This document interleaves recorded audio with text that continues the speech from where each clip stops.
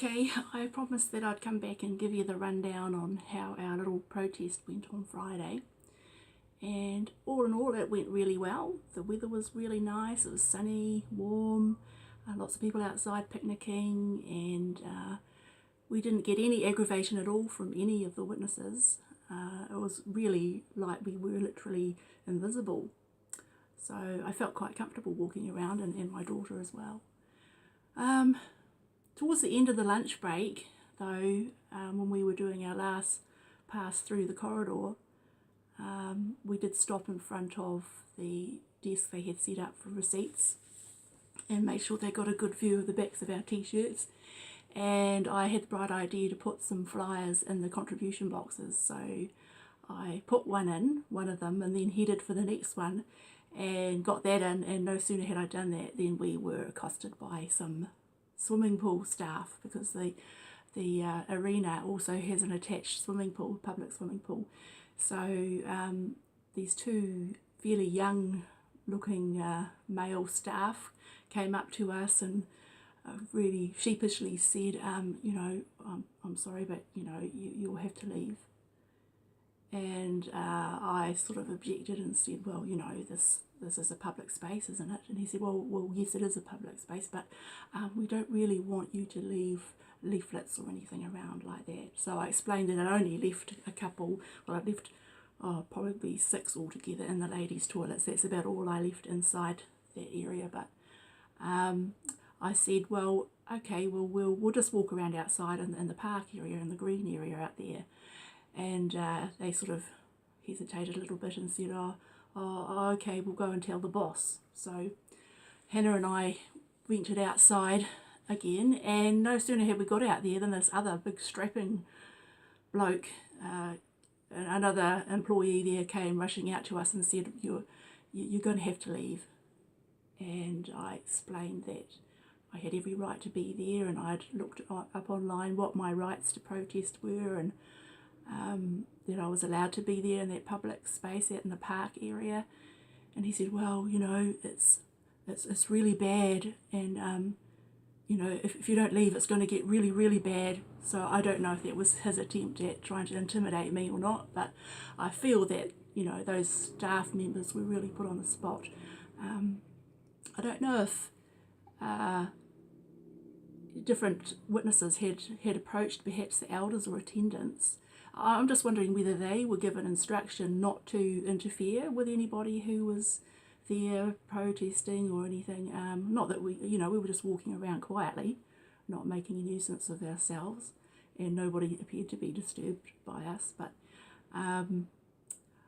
I just thought, well, it was unusual for the pool staff to come and try to get us removed, rather than elders or attendants. So I don't know what was going on there, but anyway, after explaining to this guy about our rights and that, of course they're not going to like the message on my back, but he did say, oh, can you go over there, and pointed somewhere else. Can you do it over there? And I said, well, what's the point of that?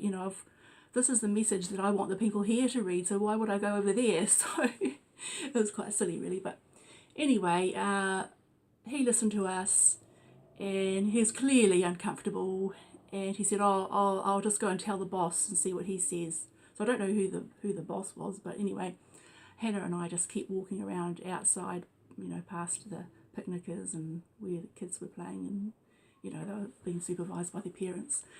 And it was near the end of lunchtime anyway, so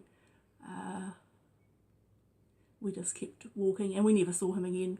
so that was good. Before we left,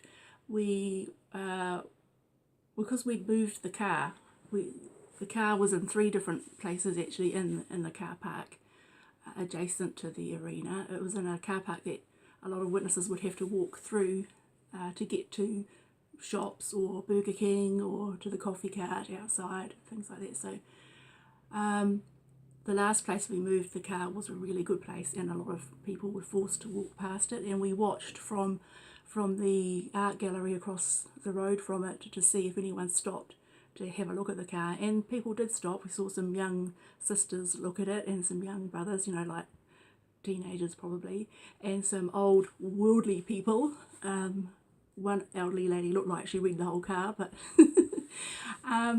anyway, so all in all, the day went really, really well, with the weather being good, because the following 2 days were wet and not particularly nice. So Jehovah blessed us with good weather.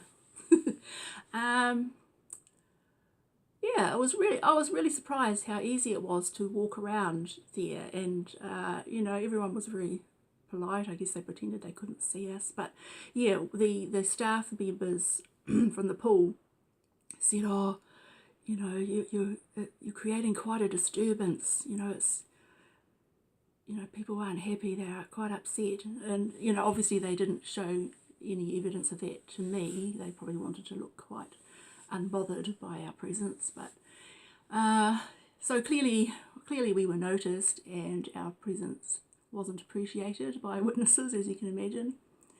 So all in all, it was a good day, and we managed to, because it was sunny, we managed to get our flyers out on the cars, where we slotted them in the door rather than under the windscreen wipers, because they're easy to see there. So I'm sure that at least some brothers and sisters would have got the flyers that we left. I had a flyer about the actual offensive video being shown that afternoon about the shunning the girl for 16 years.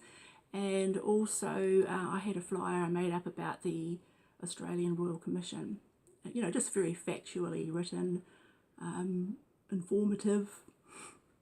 They would see it as apostate, but you know, I was directing them to the Royal Commission website to check out the facts for themselves. So yeah, all in all, it was a real success, and I would do it again. Although trying to find out when the assemblies are on is a bit awkward. And yeah, I'll definitely have to check out what my rights are, you know, so I can be very confident, you know, if someone approaches me to get rid of me. So yeah, I might consider doing it again. And my daughter was just absolutely wonderful, and it didn't faze her at all.